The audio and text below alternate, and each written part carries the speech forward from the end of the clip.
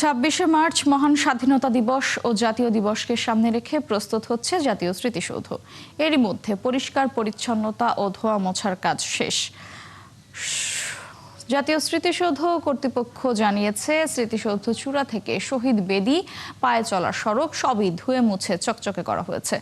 চত্বরের সিঁড়ি সহ সবখানে পড়েছে রং তুলির আঁচড়। লাল, নীল, হলুদ সহ হরেক রঙের ফুল আছে, সাজানো হয়েছে স্মৃতিসৌধ চত্বর। বাড়ানো হয়েছে নিরাপত্তা ব্যবস্থাও। মহান স্বাধীনতা দিবসে ওয়াচ টাওয়ার ও সিসিটিভি কন্ট্রোলের মাধ্যমে সার্বক্ষণিক নজরদারিতে রাখা হবে পুরো সৌধ এলাকা। পাশাপাশি সাদা পোশাকে থাকবে গোয়েন্দা নজরদারি।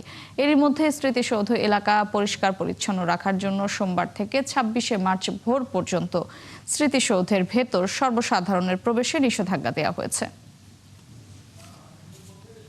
জাতীয় স্মৃতিসৌধের মহান স্বাধীনতা দিবস পালনের প্রস্তুতির আরো খবর জানাতে আমাদের সঙ্গে যোগ দিচ্ছেন সহকর্মী রায়ান বিন আমিন। রায়ান, মহান স্বাধীনতা দিবস পালনের আর কি প্রস্তুতির চিত্র আপনার চোখে পড়েছে জানাবেন। এছাড়া নিরাপত্তা বিষয়ে কি জানতে পেরেছেন তাও জানতে চাই। মৌটুসি, আর একদিন পরই আসলে জাতীয় স্মৃতিসৌধে শ্রদ্ধা নিবেদনের জন্য রাষ্ট্রের গুরুত্বপূর্ণ ব্যক্তিবর্গ সহ সাধারণ মানুষ আসবেন।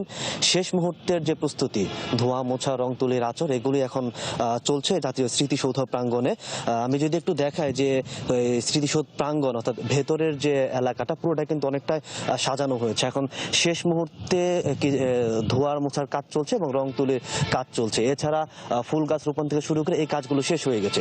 পাশাপাশি নিরাপত্তার যে বিষয়টি, বরাবরের মতো ৩ স্তরের যে নিরাপত্তা ব্যবস্থা, সেই নিরাপত্তা ব্যবস্থা স্মৃতিসৌধ পুরো প্রাঙ্গণ এলাকা জুড়ে থাকবে। পাশাপাশি ওয়াচ টাওয়ার আছে, সিসিটিভি ক্যামেরাগুলো নতুনভাবে স্থাপন করা হয়েছে এবং যেগুলো নষ্ট ছিল সেগুলো আবার মেরামত করা হয়েছে।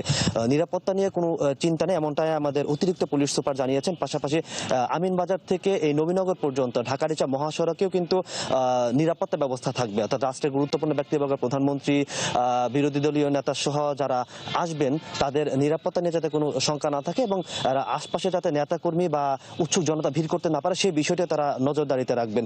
এর বাইরে যান চলাচলের যে বিষয়টি তারা জানিয়েছেন, ঢাকা-রিচা মহাসড়ক যেটা গুরুত্বপূর্ণ মহাসড়ক, এখানে যান চলাচলে কোনো ব্যাঘাত ঘটবে না। হয়তো ভোরের যে সময়টা রাষ্ট্রের গুরুত্বপূর্ণ ব্যক্তিবর্গ আসবেন ওই সময়টাতে কিছু সময়ের জন্য বন্ধ থাকবে। এরপরই যান চলাচল এই ঢাকা-রিচা মহাসড়কে খুলে দেওয়া হবে।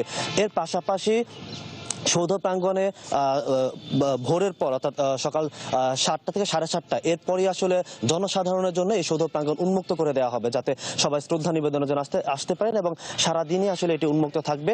তবে গতকাল থেকে 26 তারিখ ভোর পর্যন্ত এই সৌধ প্রাঙ্গণ আসলে জনসাধারণের প্রবেশ পুরোপুরি বন্ধ থাকবে এবং এখন পর্যন্ত কিন্তু বন্ধ আছে এবং এই সৌধ প্রাঙ্গণ পুরোটি এখন রাষ্ট্রীয় নিরাপত্তা বাহিনী কিন্তু নিয়ন্ত্রণে নিয়ে নিয়েছে। এখন আর এখানে কেউ প্রবেশ করতে পারছে না।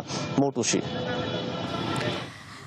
ধন্যবাদ রায়ান। দর্শক, মহান স্বাধীনতা দিবস পালনের প্রস্তুতির খবর জানাচ্ছিলেন সহকর্মী রায়ান বিন আমিন।